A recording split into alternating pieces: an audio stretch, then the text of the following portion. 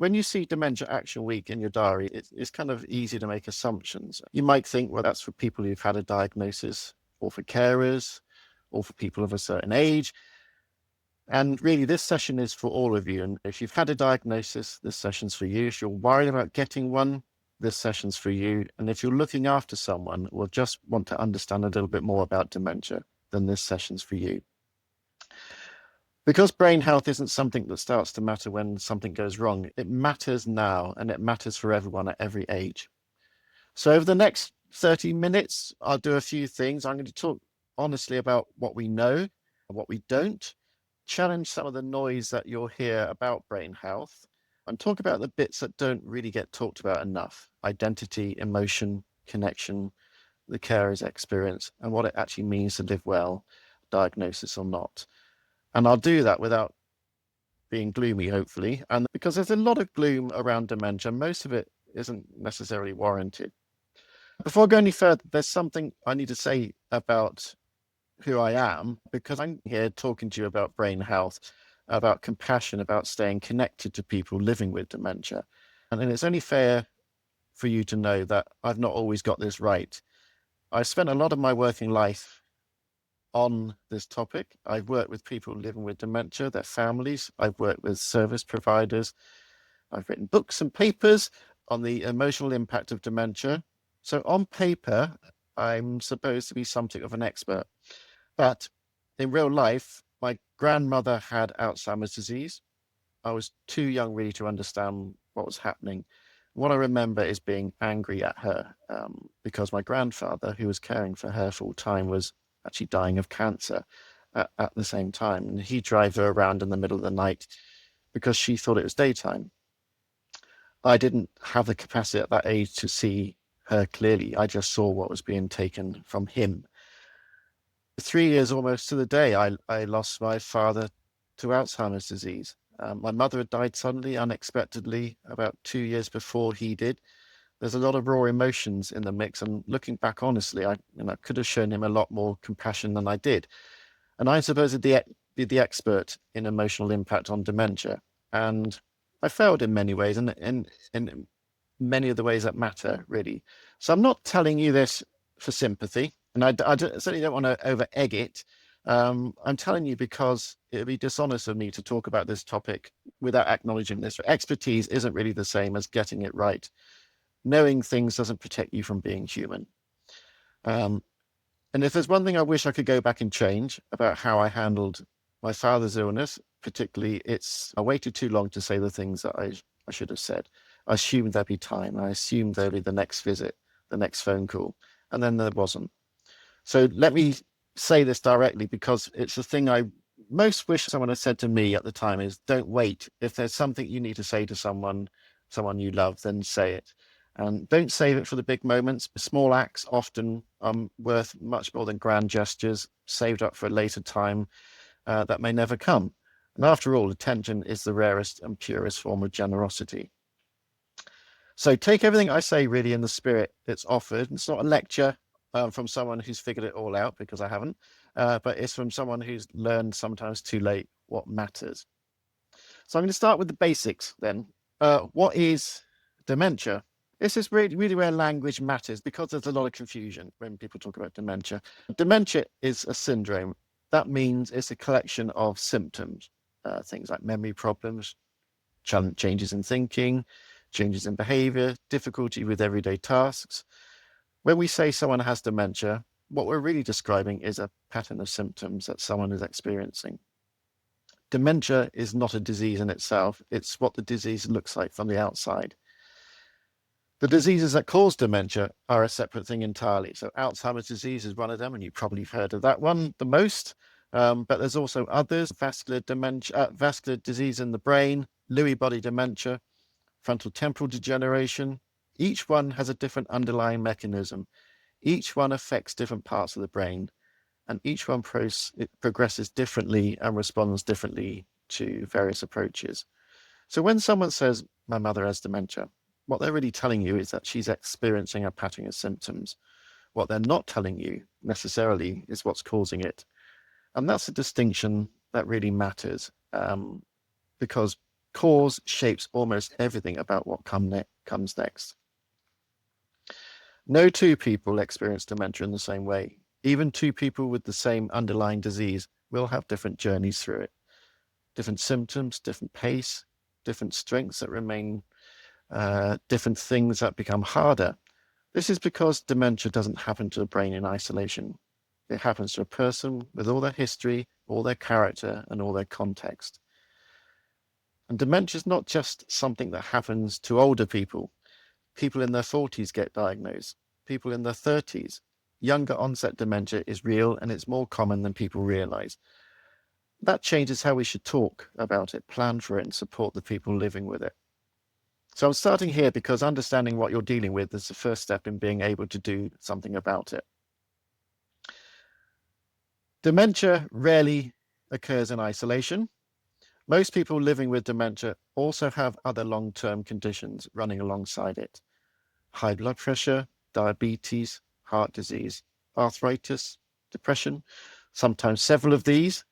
And this matters for a number of reasons. It matters because how dementia is experienced depends partly on what else is going on. So pain from arthritis affects mood, sleep, and how you communicate.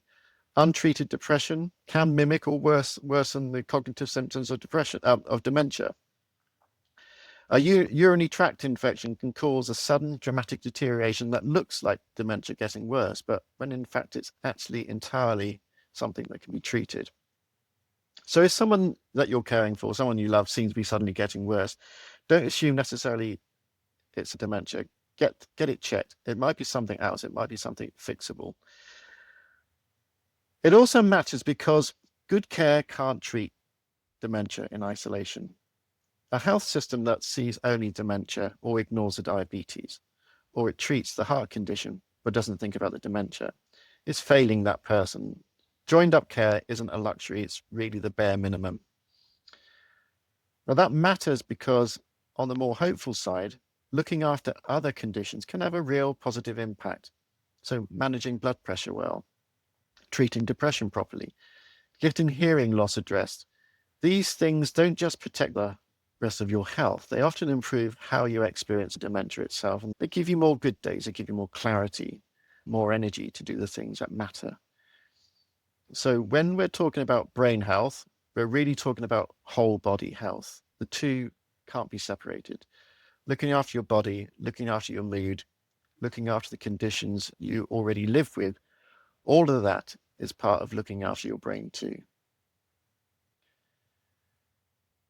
Now, brain health is an area that's full of noise. You'd have seen no shortage of things promising to protect your brain.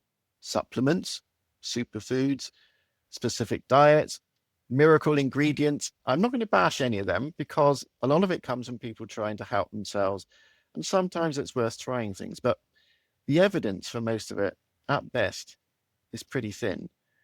So you might think, well, what does the evidence actually support? And honestly, it's really the unglamorous stuff. So the things that keep your body well, the things that keep your heart well, the things that keep you connected to other people. There's a principle I've always held. It's from Public Health England a while back now, but it's one of those really useful phrases that I'd like you to remember, really, if you don't remember anything else. And that's what's good for your heart, it's good for your brain. It's really underpinned pretty much the sound advice that's out there. And it's not a simplification, it's science. Your brain sits at the end of a very long supply chain: blood, oxygen, nutrients. And what keeps that supply chain healthy is what keeps your brain healthy. So if you're wondering where to start, you pretty much already know. You've known it for years. You just maybe didn't realize it counted for your brain as well. So while we're on the topic of advice, we need to really address the news, the media, because every few weeks there's a headline about a breakthrough in dementia treatment, a new drug, a new blood test, cure that's on the horizon. I need to be careful here because I don't want to be dismissive, because genuine progress is happening and we should want medical breakthroughs. We should fund them. We should celebrate the scientists working on them. Some of these treatments will help some people some of the time. That matters enormously. But A lot of these headlines are overblown. They promise more than the research actually shows. They describe interventions that only work for certain people at certain stages with certain types of underlying disease, and often with modest effects. What they do unintentionally is encourage people to wait, to hang on for the thing that's coming next, to put their hopes in a future cure rather than act on what we already know helps today. And that's a morally dangerous game. We already know a great deal about what helps people living with dementia right now, today. Social connection helps, meaningful activity helps, being heard, being respected, and being treated as a person rather than a set of symptoms. That helps enormously. Carers need support, families need honest conversations, and services need to adapt to the people rather than the other way around. So none of that is waiting on a breakthrough. All of that is available now. So by all means, let's hope for better treatments. Let's demand them, and obviously let's fund them. But hope for the future must not eclipse responsibility to people in the present. We need to focus on what we can do now as well. So here, some of the things the evidence actually backs up in terms of what you can do. So cardiovascular health, blood pressure, staying active, not smoking, big impact on brain health. Sleep, often underrated. Your brain does important housekeeping while you sleep, and chronic poor sleep is bad for it. If that's something you struggle with, it's worth taking it seriously, because both for how you feel today and also for the longer term. Cognitive engagement. So staying curious, learning things, being challenged. This doesn't have to mean crosswords or apps. It can mean conversations, hobbies, reading, arguments with friends, anything that really keeps your mind working rather than idling. Social connection, the one people often underestimate the most, which is core to what we're talking about today. So loneliness isn't just sad. It has a measurable effect on the brain. Being around people you care about and who care about you is genuinely brain health.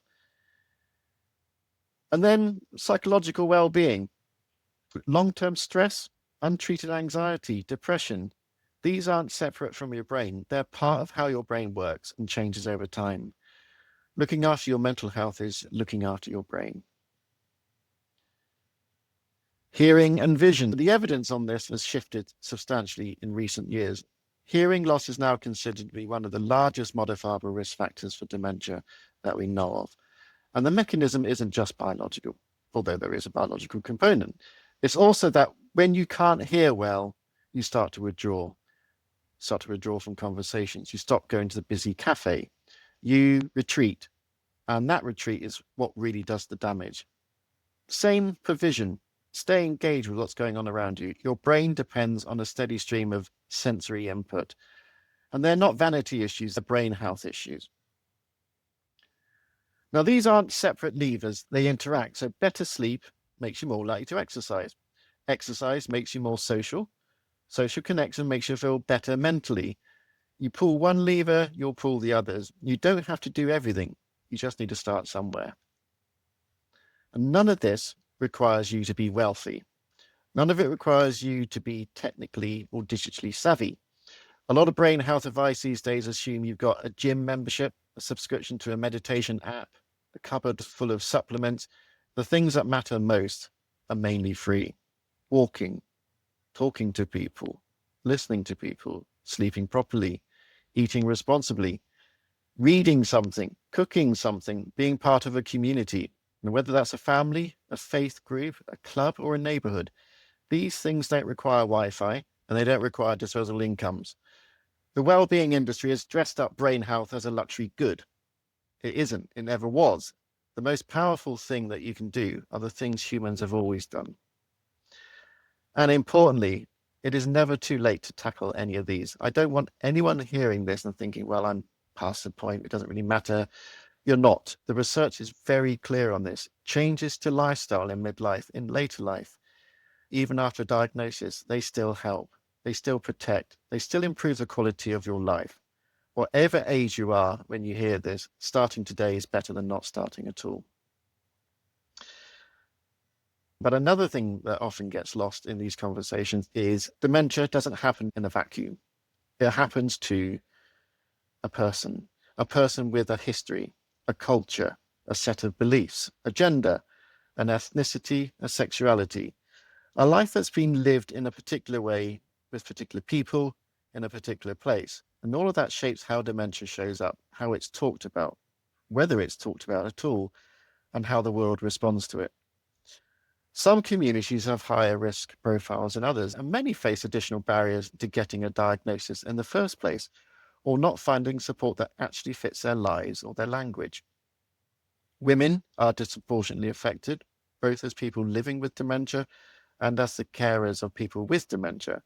Now, that has biological, social, and structural reasons, and none of them should be invisible. And what dementia means, whether you're willing to talk about it, whether you'll seek help, whether you feel that you're being listened to, all of that is filtered through deeply held personal and cultural frameworks. There is no standard dementia patient. There is no template. The services need to understand that. Services need to meet people where they are, not where it's convenient, not where the paperwork fits neatly. And for you, if you're on the receiving end of these services, you're entitled to expect them to know who you are, your name, your history, what matters to you, what you want your life to look like. You don't leave yourself at the door of a diagnosis. Your identity, values, your preferences, they all come with you, and they deserve to be honored at every stage of what might come next. So the emotional side of this underpins pretty much all we're talking about. So when people are worried about their brain or when they receive a diagnosis, there's a very understandable instinct to go quiet. We do that to protect people that we care about. Don't want to burden them, to sit with the worry alone and try to work it out by ourselves. Difficult though it may be, I'd ask you to resist that instinct, because what happens when we go quiet is that people around us notice. They know something's changed. They don't know what it is, so they back off. Not because they don't care, but because they don't want to intrude.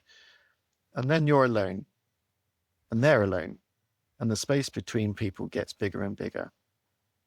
Whereas if you stay in the conversation, if you share the worry, if you let people in on what's happening, how you're feeling, what you're scared of, what you still want, something quite different happens. People feel included, relationships stay alive, and you, importantly, keep a say in your own life. When people don't know how you're feeling, they start making decisions for you. With the best will in the world, they fill in the gaps. They assume what you'd want. They try to protect you, and slowly your voice gets smaller in your own life. And that's why long-term planning matters. It isn't morbid. It isn't giving up. It's an act of self-preservation. It's you saying clearly, while you can, this is who I am, this is what matters to me, and this is how I want to be treated. And that protects who you are throughout whatever happens on the journey next. Isolation is the thing to actively resist, not because it's sad, even though it is, but because withdrawal becomes self-fulfilling. It accelerates the very things you're trying to hold off. Staying connected, staying vocal, staying yourself, these aren't just good advice, they're protective, and the evidence backs that up. So I want to talk a little bit next about the carer. So the people who are actually caring for someone with dementia. And again, there's been a real shift rightly towards what we call person-centered care. So the idea that the person with dementia is still a person with preferences, values, history, identity, and that care should be built around them, not around the convenience of a system. And that principle took a long time to establish, and I'm glad it's widely accepted. But the important thing to remember is the carer is a person too. The husband, the wife, the daughter, the son, the friend, the neighbor, whoever is doing the daily work of love and patience and exhaustion, they're also a person with their own identity, their own grief, their own life that in many cases has slowly disappeared while they were holding someone else's together. Carers often describe a strange kind of loneliness, surrounded by professionals, full of tasks, yet completely invisible as a human being in their own right. People ask how the person with dementia is doing. They rarely ask how the carer is doing.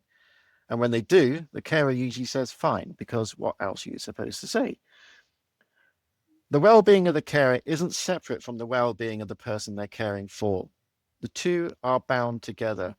The carer who is exhausted, isolated, or unwell can't provide the care, can't provide the warmth, the present attentive care that makes a difference to someone living with dementia. So looking after the carer isn't a distraction from good care. It's part of what makes good care possible.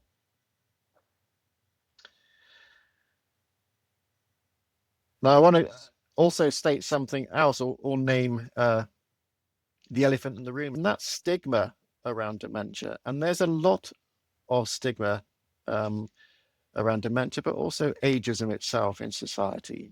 It's baked into our culture.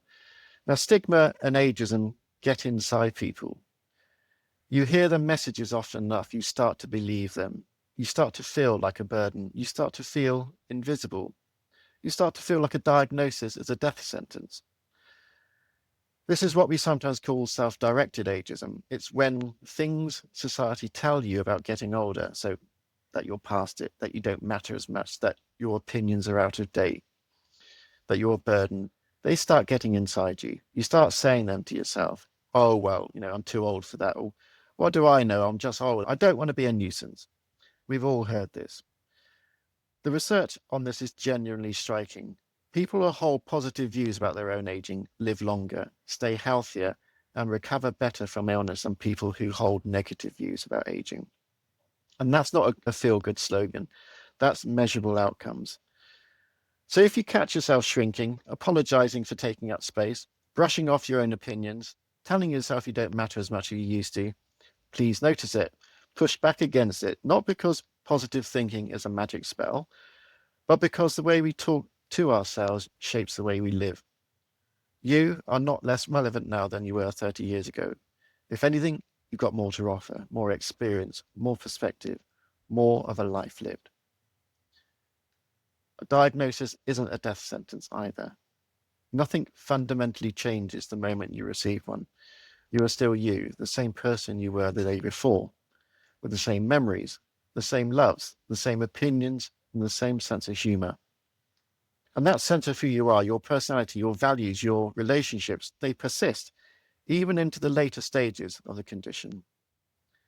So stigma isn't just uncomfortable. Stigma is a health risk because it drives passivity. It drives people to withdraw. It drives people to accept a smaller life than they deserve. And resisting it, staying visible, staying vocal, staying in charge of your own story, is itself a form of brain health. So the message here isn't manage your diagnosis quietly. The message is, in fact, the opposite. You spent a lifetime being yourself. Don't stop now. Keep contributing, keep turning up, having opinions, do things differently where you have to. Absolutely, but do them. And expect the people around you and the services meant to support you to meet you there and not the other way around. So I've talked a lot about what we can do, about agency, about staying connected, about being yourself. And I firmly believe in all of that. But I'm not going to leave without saying another honest thing. This is hard. Dementia is, in surveys, the condition that people fear the most, more than cancer, more than heart disease, more than death itself. People are scared of losing themselves, scared of becoming a burden, scared of watching someone they love disappear in front of them. Those fears are real, and they deserve to be named rather than tidied away. So I've tried to be hopeful today. I've tried to be useful. I've tried to push back on some of the worst doom-laden narratives that are out there. But I don't want to pretend this is all positive because it isn't.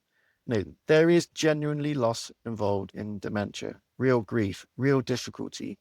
And there are days when none of the helpful advice in the world will feel like it touches the surface. So the honest position is that it is possible to live well with dementia, and it is also genuinely hard. Those two things sit alongside each other, and the worst thing we can do is pretend only one of them is real. What we can do is to be open about both, honest about the difficulty without letting it define everything, honest about the hope without using it to gloss over what people are actually feeling. And that balance is where real conversations take place. So if there's one thing to take from this session, it's that this isn't about being scared into healthy behavior. It's not a list of things to be afraid of or a list of things that you're failing at. The things that protect your brain, moving your body, sleeping well, looking after your hearing and vision, staying curious, staying connected, looking after your mental health. Those are the same things that make life richer now for all of us, diagnosis or not, young or old, worried or not. And if you do receive a diagnosis at any age, hear this: you have more agency than the cultural story suggests. You're not your diagnosis. You're the person living with it, with all the history and value and voice that came before. So that's it, really. Look after your body because it's the same system as your brain.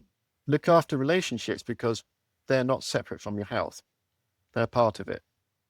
Look after the people doing the caring because they're holding something heavy. Be honest about what you're feeling. Plan for yourself while you can so that the future you is protected by present you. Don't accept the idea that a diagnosis means you disappear. It doesn't. You're still there. You're still you. And don't wait to say the things that matter, because a healthier brain isn't a separate project from a healthier life. They're the same thing, and both of them can start now.